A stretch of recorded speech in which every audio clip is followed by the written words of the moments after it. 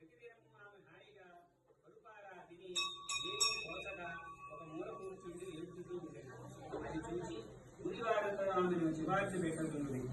ఆ భోవన కూర్చున్న పార్వతీ పరమేశ్వరుడు ఆమెను ఏడుపునకు కారణము తెలుసుకొని ఒక పామును పట్టుకొని వెళ్ళి కొడుకు రక్క మీద వేయమని అది కలిసి అతను చనిపోయేందుకు ఏడవమని తెలిపింది.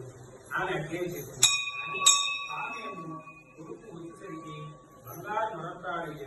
అది చూసి తాను ఏడుస్తూ గల కారణం దొరకలేదని మరలా నదిలో ఏడుస్తూ ఉంటుంది.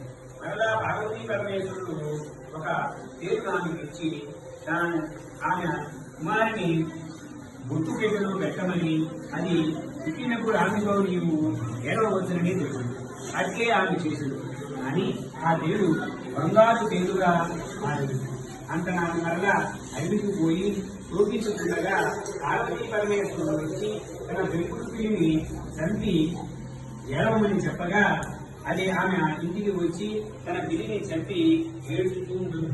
ఎలుగులు వారంలో వచ్చేసరికి చచ్చిన పిల్లిని బంగారు పిల్లిగా మారి అడిగెత్తుకుని పోయింది. ఆమె శుద్ధు నుండి ఇంకా గట్టిగా ఏడుస్తుండగా అక్కడి వారు నవ్వుకొని వెళ్ళిపోయింది.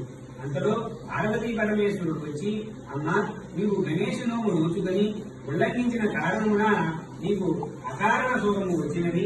అది పోగొటానికి నోకు మరలా నోచుకునమ్మా అని చెప్పేది. ఆమె అట్లే నోచి నిత్య సంతోషంతో సుఖముగా నిండడు. విద్యాపనం ఒక కొత్త మూకుడులో 5 గిద్దలు గిన్నె పోసి ఒత్తి వేసి శివాలయంలో వేయించి దక్షిణ దూరను ద్వైపాలముతోను ఆ జ్యోతిని అక్కడ నంది దగ్గర పెట్టగలిము. అది సృష్టి